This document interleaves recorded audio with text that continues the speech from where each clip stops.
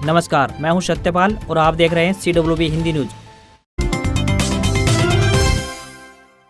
हरियाणा में शुष्क रहेगा मौसम, अब बदलवाई होने की भी है संभावना। हरियाणा के मौसम में एक बार फिर से बदलाव देखने को मिल सकता है। वहीं मौसम विभाग ने ताजा पूर्वानुमान जारी किया है। पूर्वानुमान के मुताबिक आंशिक बदलवाई होने की संभावना है। साथ ही मौसम भी 5 नवंबर तक शुष्क रहेगा। बता दें कि इस वक्त मौजूदा तापमान 30 से 32 डिग्री सेल्सियस के आसपास रह रहा है। दिन का तापमान 16 से 17 डिग्री सेल्सियस के आसपास दर्ज किया जा रहा है। राज्य में मौसम 5 नवंबर तक आमतौर पर खुश्क रहने की संभावना जताई जा रही है, परंतु उत्तरी हरियाणा के कुछ एक क्षेत्रों में 3 नवंबर को आंशिक बदलवाई होने की संभावना है। इसी दौरान बीच बीच में हवाओं की दिशा में भी बदलाव संभावित है, जो कि उत्तर पश्चिम से उत्तर पूर्वी होने की संभावना है, जिससे वातावरण में नमी की मात्रा बढ़ने तथा रात्रि के तापमान में हल्की गिरावट होने की संभावना है। पश्चिमी विक्षोभ के आंशिक प्रभाव से 5 नवंबर के बाद ही राज्य के मौसम में बदलाव की संभावना है। देवउठनी एकादशी शुरू होंगी शादियां, दिसंबर तक 17 दिन विवाह के हैं शुभ मुहूर्त। पिछले 4 महीने से परिणय सूत्र में बंधने का इंतजार कर रहे जोड़ों को एक होने में कुछ दिन शेष बचे हैं। 10 जुलाई को देवशयनी पर बंद हुआ शादियों का सिलसिला 4 नवंबर को देवउठनी एकादशी के साथ प्रारंभ हो जाएगा। 4 नवंबर को देवउठनी एकादशी पर शादियों का अबूझ सावा है। सीजन की सबसे अधिक शादियां इसी दिन होती हैं। गुलाबी ठंड में शहनाइयों की मधुर गूंज की तैयारियां अभी से प्रारंभ हो गई हैं। 4 नवंबर से शादियों का सिलसिला प्रारंभ हो जाएगा, जो कि 14 दिसंबर तक चलेगा। हालांकि शादियों का सबसे बड़ा मुहूर्त 4 नवंबर को है। 14 दिसंबर के बाद विवाह योग्य युवकों को 14 जनवरी तक इंतजार करना पड़ेगा। 4 नवंबर को अबूझ सावे के बाद 26 नवंबर को शुक्र उदय होगा। इसके बाद 28 नवंबर से लेकर 14 दिसंबर तक 17 दिन शुभ मुहूर्त होने से शहर व गाँव में शादियों की धूम रहेगी। अब 4 नवंबर के दिन सबसे अधिक युवा परिणय सूत्र में बंधने जा रहे हैं, जिसके चलते अधिकांश मैरिज पैलेस, धर्मशालाओं, टेंट हाउस, फोटो स्टूडियो, बसों और कारों की एडवांस बुकिंग हो चुकी है।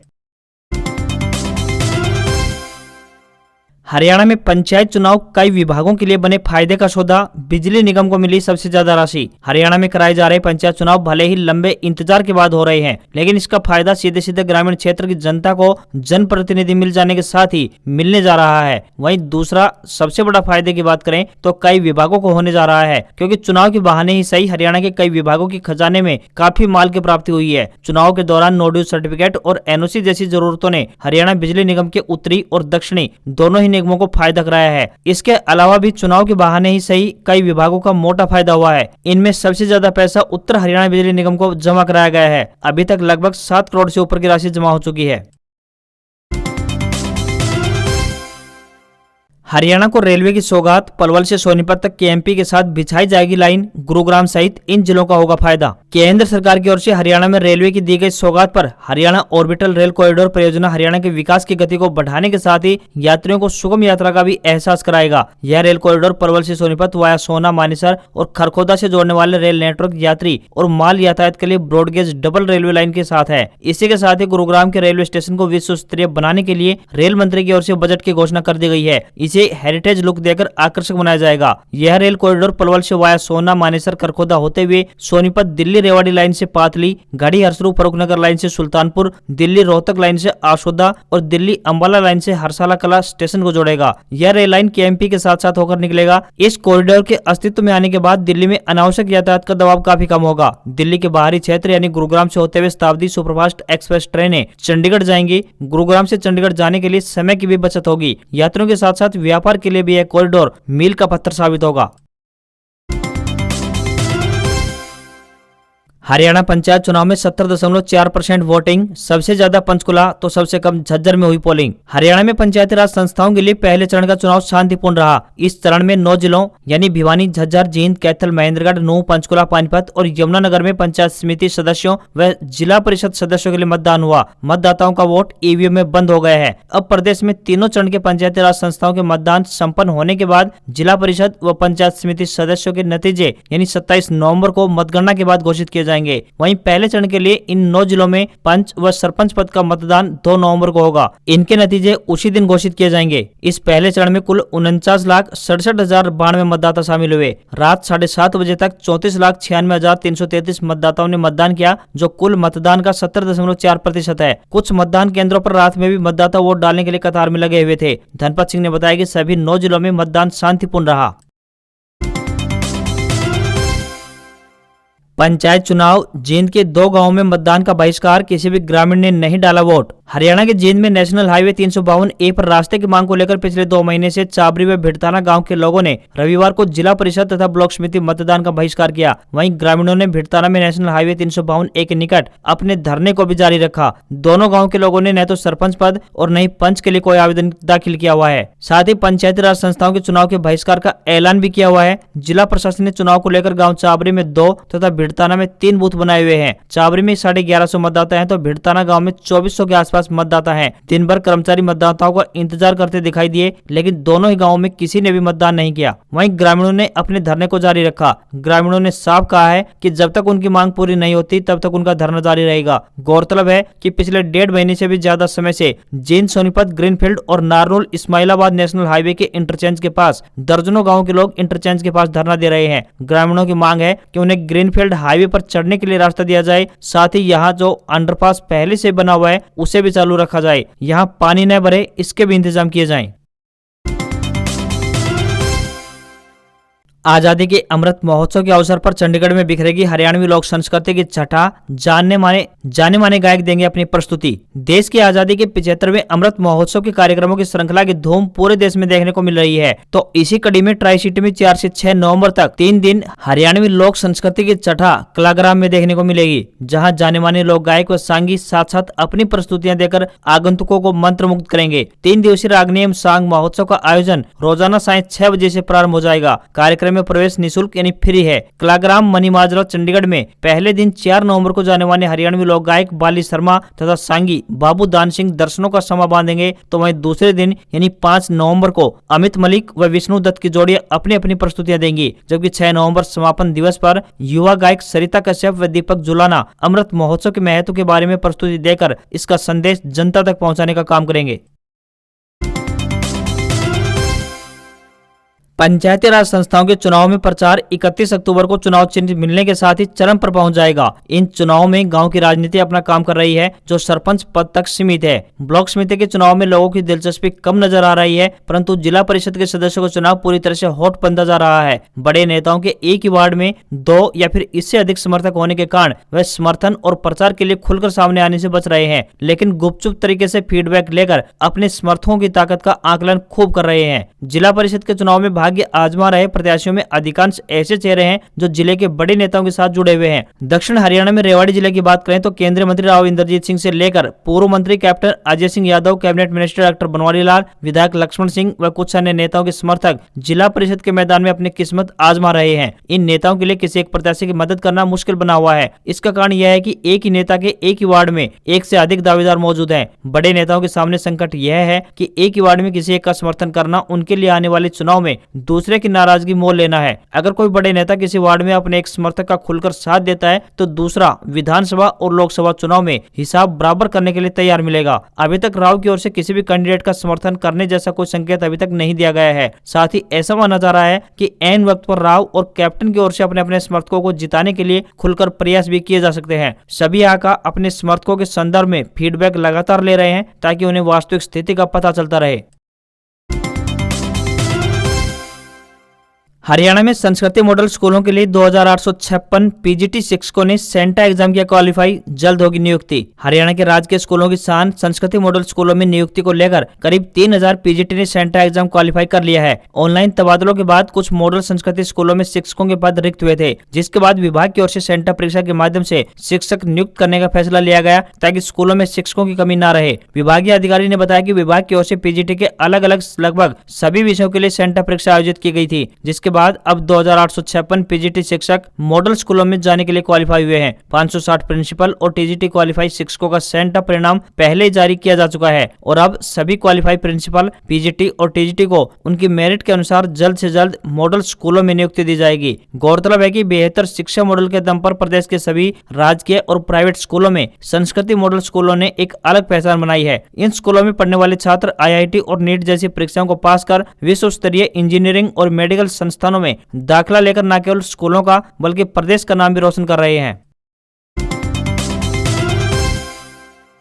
शादी सीजन शुरू होने से पहले ही आसमान छू रहे सब्जियों के दाम, रसोई का बजट गड़बड़ाया। वैसे तो सभी जरूरत की वस्तुओं के दामों में महंगाई की मार साफ देखी जा रही है, लेकिन आजकल सब्जियों के दाम इतने ज्यादा बढ़ गए हैं कि आम आदमी की थाली से गायब होने लगी है। लगभग सभी सब्जियों में प्रयोग किए जाने वाले टमाटर गुस्से से लाल है और इस समय करीब 60 से 70 रुपए प्रति किलो के हिसाब से बेचा जा रहा है। यह हाल तब है जब शादी सीजन शुरू भी नहीं हुआ है। देवउठनी यानी 4 नवंबर से शादी सीजन शुरू होगा, तब सब्जियों के दाम और बढ़ने की प्रबल संभावना है। इन दिनों सब्जियों के आसमान छूते दामों से हर परिवार में रसोई का बजट गड़बड़ा रहा है। ऐसे में निर्धन, अल्प व मध्यम आय वाले परिवार के लिए हरी व पत्तेदार सहित सभी तरह की सब्जियां दूर होती जा रही हैं। रोजमर्रा के आलू टमाटर भी पर्याप्त खरीदना बूते से बाहर होते जा रहे हैं। सभी तरह की सब्जियों के दाम उछाल पर हैं। 5 सदस्यों के परिवार में एक वक्त की सब्जी बनाने में कम से कम 80 से 100 रुपए का खर्च हो रहा है। इन हालातों में लोगों को अब घर में एक वक्त की सब्जी बनाकर काम चलाना पड़ रहा है। पिछले दिनों 2 बार यानी 3 से 4 दिन तक भारी बरसात हुई थी। उस बरसात से सब्जी की फसल में भारी नुकसान पहुंचा था, जिससे इन दिनों सब्जियों की आवक कम हो गई है। नई सब्जियां अभी मार्केट में आना शुरू नहीं हुई है।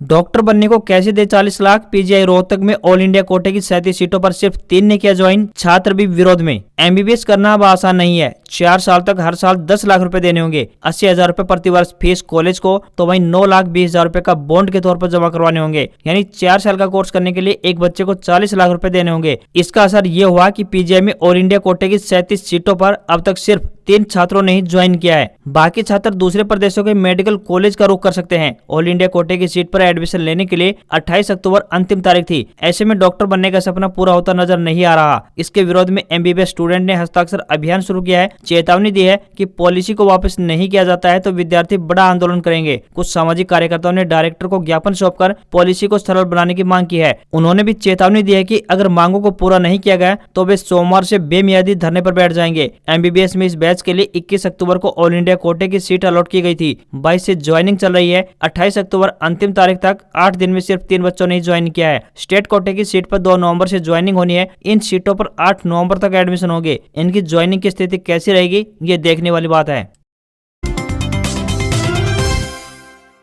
हरियाणा व राजस्थान की कुछ प्रमुख मंडियों में आज के सरसों के ताजा भाव क्या चल रहे हैं, ताकि आप अपनी सरसों को अच्छे भाव में बेच सकें। सरसों का भाव सभी मंडियों में अलग अलग रहता है। हरियाणा, राजस्थान समेत पड़ोसी राज्यों में आज सरसों का ताजा भाव क्या रहा, आइए जानते हैं इस खबर में। सबसे पहले बात हरियाणा की सिरसा मंडी की। हरियाणा की सिरसा मंडी में सरसों का ताजा भाव 6,260 रुपए प्रति क्विंटल चल रहा है। वहीं हिसार की मंडी की बात करें तो हिसार में सरसों का ताजा भाव 6,240 रुपए प्रति क्विंटल का चल रहा है। तो वहीं आदमपुर मंडी में 6,430 रुपए प्रति क्विंटल का भाव है। वहीं हरियाणा की रेवाड़ी मंडी की बात करें तो 6,240 रुपए प्रति क्विंटल का भाव है। वहीं हरियाणा की ही एलनाबाद मंडी की बात करें तो सरसों का ताजा भाव 5,850 रुपए प्रति क्विंटल चल रहा है। वहीं राजस्थान की प्रमुख मंडी जयपुर की बात करें तो 6,660 रुपए प्रति क्विंटल है। तो वहीं राजस्थान की श्रीगंगानगर मंडी में सरसों का ताजा भाव 5,670 रुपए प्रति क्विंटल का है। वहीं राजस्थान की चिड़ावा मंडी का सरसों का ताजा भाव 5,630 रुपए प्रति क्विंटल है।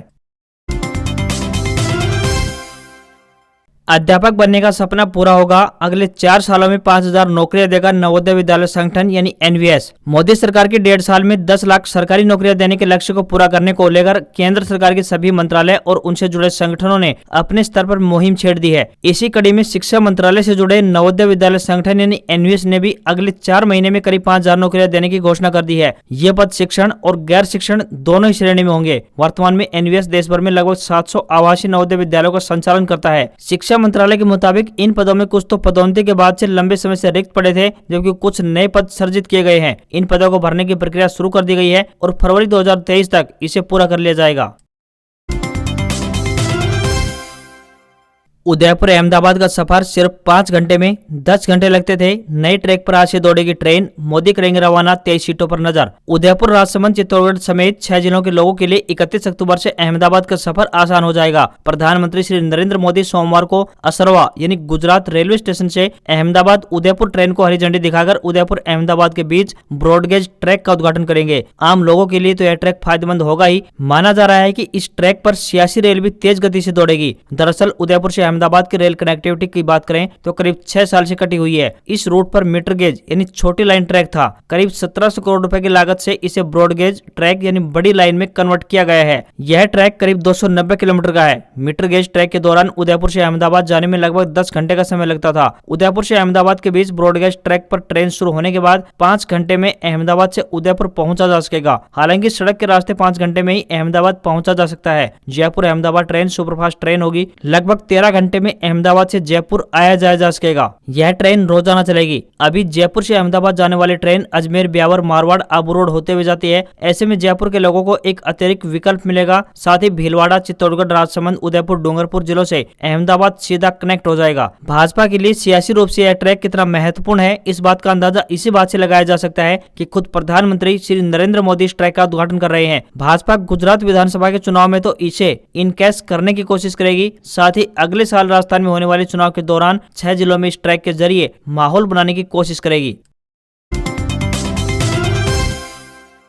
गुजरात के मोरबी में रविवार शाम करीब 6:30 बजे केबल सस्पेंशन ब्रिज टूटने से करीब 400 लोग मच्छू नदी में गिर गए। हादसे में 100 लोगों की मौत हो गई है। इनके शव मोरबी के सिविल हॉस्पिटल में पहुंचा दिए गए हैं। मरने वालों में 50 से ज्यादा बच्चे और महिलाएं बताई जा रही हैं। 70 से ज्यादा लोग घायल हुए हैं। 100 लोगों की तलाश अभी भी जारी है। पीएम नरेंद्र मोदी इस समय केवड़िया में है। बताया जा रहा है कि वे मोरबी भी जाएंगे। हादसे के कारणों की जाँच के लिए 5 सदस्यीय SIT बनाई गई है। हादसे में राजकोट के भाजपा सांसद मोहन कुंदरिया की फैमिली की 12 लोगों की मौत हो गई है। मामले में ब्रिज की मैनेजमेंट टीम पर कई धाराओं में केस दर्ज किया गया है। बता दें कि यह पुल पिछले 6 महीने से बंद था। हाल ही में करीब 2 करोड़ रुपए की लागत से इसके मरम्मत का काम पूरा किया गया था। दिवाली के एक दिन बाद यानी 25 अक्टूबर को इसे आम लोगों के लिए खोला गया था। गुजरात के सीएम भूपेंद्र पटेल घटनास्थल पर पहुंचकर स्थिति का जायजा लिया। पीएम मोदी ने अहमदाबाद में होने वाले अपने रोड शो को रद्द कर दिया है। राहुल गांधी ने गुजरात के कार्यकर्ताओं से कहा है कि पीड़ितों की हर संभव मदद करें। ब्रिज की क्षमता करीब 100 लोगों की बताई जा रही थी, लेकिन रविवार को छुट्टी होने के चलते इस पर करीब 500 लोग जमा थे। यही हादसे की वजह बना। ब्रिज टूटने से जहां लोग गिरे वहां 15 फीट तक पानी बताया गया। कुछ लोग तैरकर बाहर निकल गए, लेकिन कई लोग झूले पर ही अटके रहे। वहीं एक अन्य खबर पर नजर डालें तो T20 वर्ल्ड कप के ग्रुप 2 के अहम मुकाबले में साउथ अफ्रीका ने टीम इंडिया को 5 विकेट से हरा दिया। भारत ने 20 ओवर में 9 विकेट खोकर 133 रन बनाए। सूर्य कुमार यादव ने 68 रन की पारी खेली, लेकिन सूर्य कुमार यादव की 68 रन की पारी काम नहीं आ सकी। जवाब में साउथ अफ्रीका ने 19.4 ओवर में 5 विकेट खोकर टारगेट हासिल कर लिया। आज खबरों में बस इतना ही। देखते रहिए CWB हिंदी न्यूज। नमस्कार।